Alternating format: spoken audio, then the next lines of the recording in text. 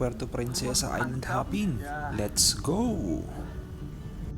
Kumusta po kayong lahat? Part 2 po ng biyahe ko sa Puerto Princesa City. Pagka-pick up sa amin ng shuttle ay dinala kami dito sa isang store para mag-rent ng snorkeling gears na gagamitin namin. Nga pala, hindi kasama ang gears na to sa package ng tour na kinuha namin.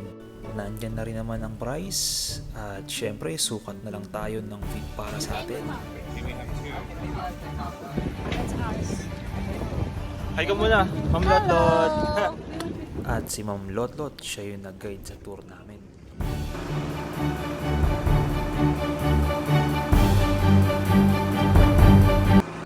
Pambato Reef, ito yung una naming pinuntahan.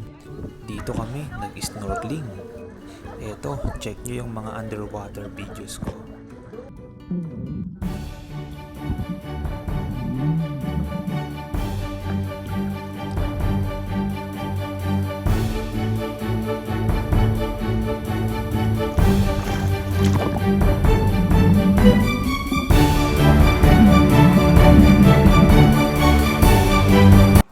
Sunod namin pinuntahan, Luli Island.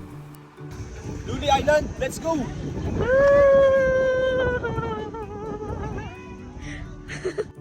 Tinawag na Luli Island dahil hango raw sa mga salitang lulubog at lilitaw na isla.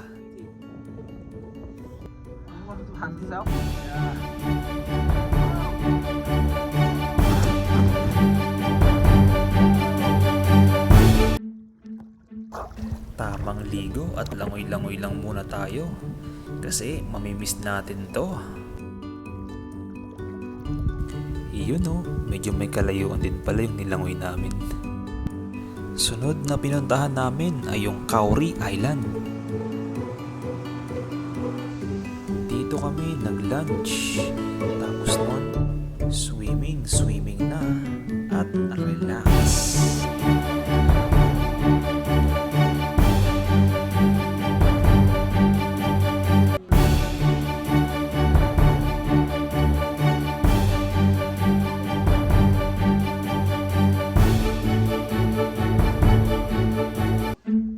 Sinulit ko na ang mga natitira kong oras dito sa Cowrie Island. Kaya naman kinuha ko ang aking snorkeling gear at nagpakain ng mga isda. Oh, di ba? Nakaka-amaze na tingnan ang mga isda sa ilalim ng dagat na kumakain.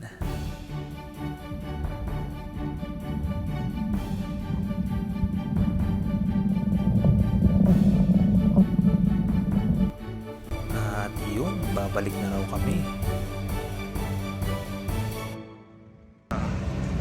Hanggang sa muli.